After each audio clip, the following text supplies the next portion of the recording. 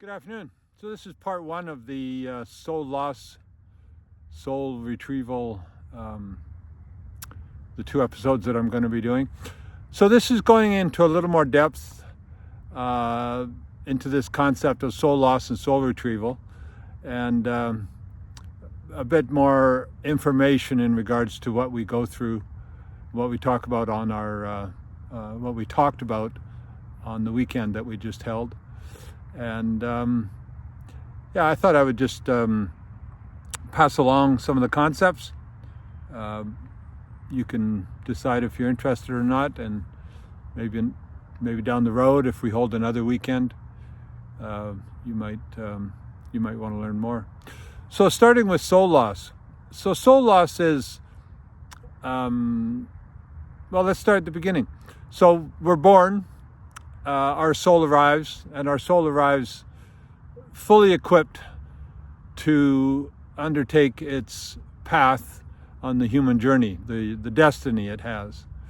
And so it arrives full of love and joy and courage, everything it needs to lead a full and engaging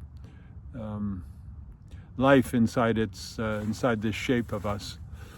So as the soul starts encountering life, going through the day and the week and the month and the years, there are events that take place that are traumatic, and not everybody experiences trauma. Most of us do at some point in our life, once or twice or more. And the level of trauma can vary, and so does the level of soul loss. So anyhow, when we do experience trauma, our soul, in an effort to protect itself, an effort of survival, it retreats. And it retreats a little, and it becomes unavailable. So it's not so much soul loss, but loss of communication with that portion of the soul. And so losing a portion of your soul is losing a portion of your vitality, your zest for life, your ability to love and your ability to be loved. And it limits you somewhat in your daily routine. And so this limiting, it shows up in different ways. But as we go through life, we have these events that take place. And as I said earlier, they vary in degrees, and they vary across how they affect different people. Some people can walk through life, dance with the devil, let's say, and doesn't affect them. Other people can trip on the curb and remember that moment for weeks or months, kind of thing, and from that moment forward, they look at curbs as a dangerous, something they have to keep an eye out for.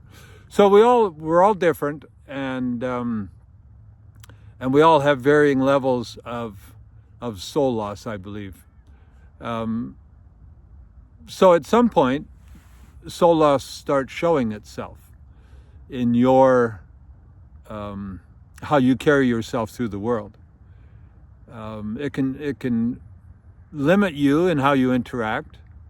If you've had, as an example, you might have had an experience with, and I'm just picking something out of the blue here, maybe somebody who appeared to be homeless, and you were scared or something by that person, and from that point forward, you avoid homeless people, let's say.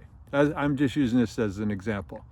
So you limit your interaction with the future by your fears of the past. And in doing so, you also limit your ability to learn about that subject, and the ability to shape your relationship with that fear is is halted because you're no longer willing to go there. So your chances of sort of if we stay with the homeless person idea, and I'm not sort of I'm just using it as an example, I guess. You become unavailable to anybody that you meet on the street that has that same sort of energy, let's say. And it could be the energy of somebody that doesn't appear to be homeless, but has that same sort of maybe needy look in their eyes kind of thing. So you avoid that, and you avoid people, some people. You avoid some situations.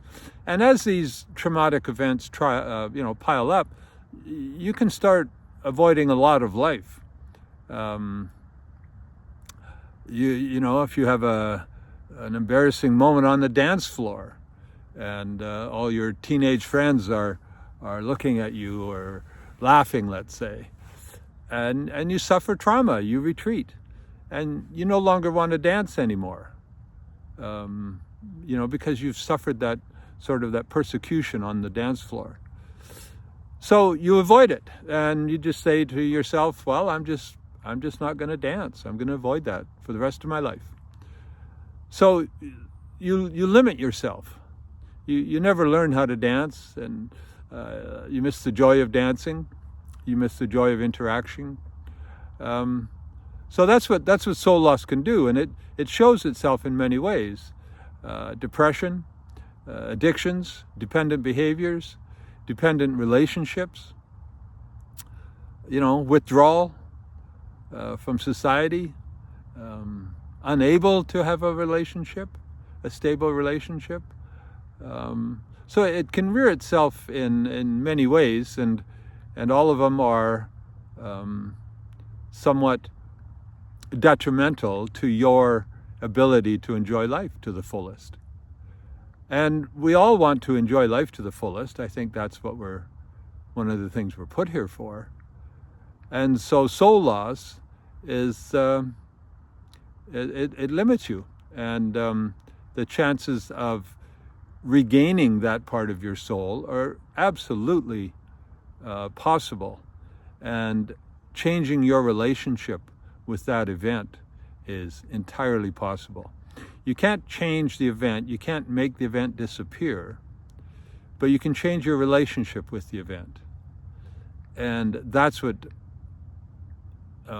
soul retrieval is about, is changing your relationship, changing the energy around the event that caused your soul to dim a little, and lose some of your vitality.